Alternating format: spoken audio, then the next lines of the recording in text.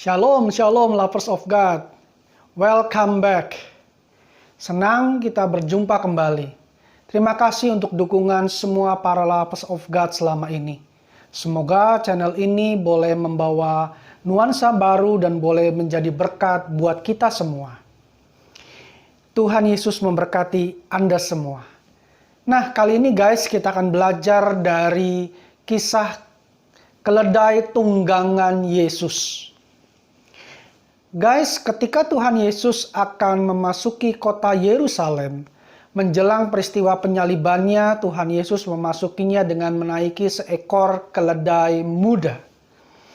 Kisah ini dapat kita baca dalam Lukas 19 ayat yang ke-28 sampai 38.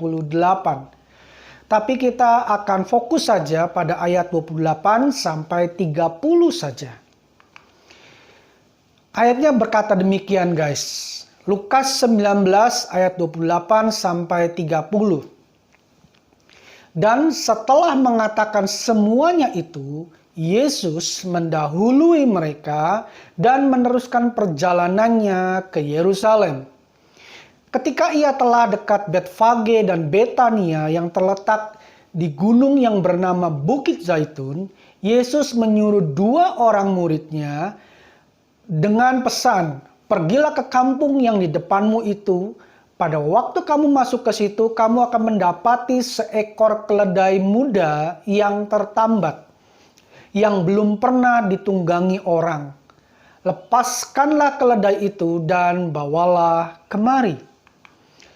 Tahukah Anda, lovers of God, selain kuda dan unta, keledai juga hewan yang lazim ditemui di Timur Tengah. Mari kita renungkan, kenapa Tuhan Yesus milihnya keledai untuk ditungganginya? Kenapa bukan kuda atau unta? Ternyata guys, ada makna rohani di dalamnya. Dan kisah ini tercatat dalam 4 Injil. Artinya Tuhan mau agar kita belajar darinya. Karena itu yuk, mari kita pelajari, mari kita kupas. Tuhan Yesus memilih keledai karena ada sifat-sifat keledai yang perlu kita teladani sebagai orang percaya guys. Apa sifat-sifatnya? Yaitu yang pertama, keledai adalah hewan pendamai.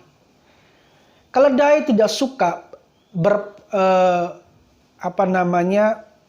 berperang ribut dengan hewan-hewan lain. Berkelahi maksud saya. Nah, demikian pula kita sebagai anak-anak Tuhan. Bukankah ini sudah tercatat dalam Roma 12 ayat yang ke-18? Berkata demikian, "Sedapat-dapatnya kalau hal itu bergantung padamu, hiduplah dalam perdamaian dengan semua orang." Bukankah guys Tuhan Yesus disebut Raja Damai? Yesaya 9 ayat yang ke-5 mencatat, "Lalu jika Tuhan Yesus Sang Raja Damai yang menunggangi kita, keledai itu dalam tanda kutip, masa kita tidak menjadi agen perdamaian?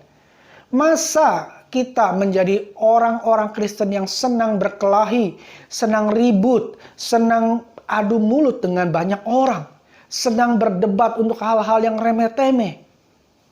Mari renungkan itu guys.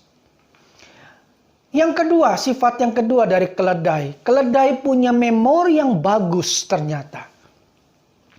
Kalau mungkin Anda pernah mendengar pepatah yang berkata seekor keledai tidak mungkin terperosok pada lubang yang sama. Pernah dengar bukan? Kenapa demikian? Ternyata bukan karena keledai itu hewan yang bodoh.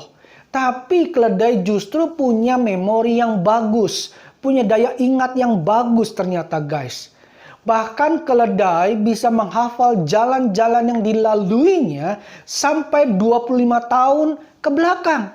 25 tahun yang lalu dia masih ingat dia lewat mana, dia ngapain, dia ambil jalur yang mana, dia hafal. Ada lubang di mana, dia hafal itu semua. 25 tahun ke belakang. Wah, luar biasa bukan?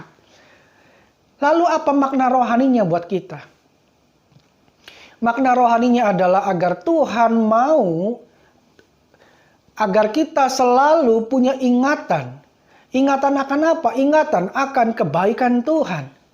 Mazmur 77 ayat yang ke-12 berkata, "Aku hendak mengingat-ingat perbuatan-perbuatan Tuhan. Ya, aku hendak mengingat keajaiban-keajaiban-Mu dari zaman purbakala." Nah, tahukah guys, kata mengingat di sini, kata Ibrani yang digunakan adalah zakar. Apa artinya? Zakar itu punya salah satu maknanya adalah memunculkan ingatan masa lalu untuk direnungkan. Pertanyaannya sekarang, kenapa kita harus mengingat kebaikan Tuhan? Jawabannya adalah agar kita senantiasa menguatkan iman percaya kita kepadanya. Sifat yang ketiga yang dapat kita pelajari dari keledai. Keledai punya telinga yang peka. Renungkan ini. Telinga keledai itu dapat mendengar suara keledai lain dalam radius 60 mil di tengah padang pasir. Bahasa sekarangnya, telinga keledai itu adalah super sekali. Dahsyat. Dia bisa mendengar suara keledai lain dalam radius 60 mil. Wow, betapa jauhnya jarak itu. Tetapi keledai masih tetap bisa mendengar. Peka sekali telinga keledai. Lalu apa maknanya buat kita?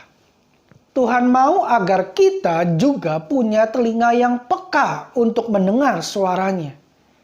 Mazmur 81 ayat yang ke-12 berkata, "Tetapi umatku," kata Tuhan, "tidak mendengarkan suaraku, dan Israel tidak suka kepadaku."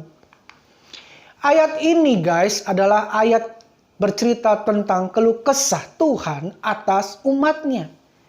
Tapi kalau kita pelajari, yuk, Tuhan mau agar kita mendengarkan suaranya. Tapi mendengarkan seperti apa yang Tuhan kehendaki? Nah, kata mendengarkan di sini, kata Ibrani yang digunakan adalah syama. Apa maknanya? Punya makna yang pertama, mendengarkan dengan penuh perhatian. Dan yang kedua, mendengar untuk dilakukan atau obey. Sekali lagi, mendengarkan dengan penuh perhatian. Dan yang kedua, mendengar untuk melakukan atau obey. Jadi, bukan sekedar dengar sambil lalu. Atau dengar tapi tidak dilakukan. Bukan seperti itu guys. Mendengarkan yang Tuhan kehendaki. Nah, lovers of God, Tuhan memilihnya keledai. Kenapa? Karena Tuhan Yesus mau agar kita sebagai orang percaya juga belajar dari sifat-sifat keledai. Tapi kalau kita perhatikan dalam Lukas 19 ayat yang ke-30 guys. Kalimatnya berkata demikian, "Dengan pesan, pergilah ke kampung yang di depanmu itu.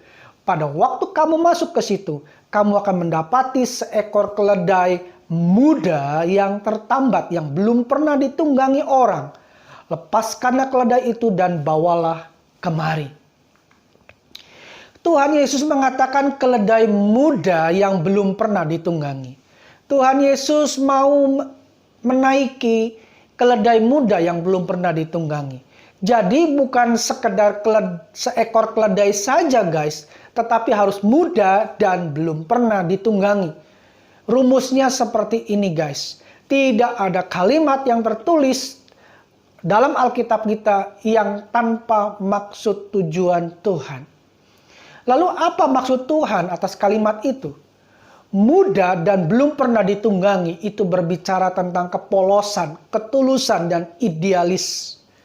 Jadi maksud Tuhan adalah kita sebagai orang percaya, kita harus punya keteguhan. Tidak ada udang di balik batu. Motivasi kita benar dalam melakukan kehendak Tuhan.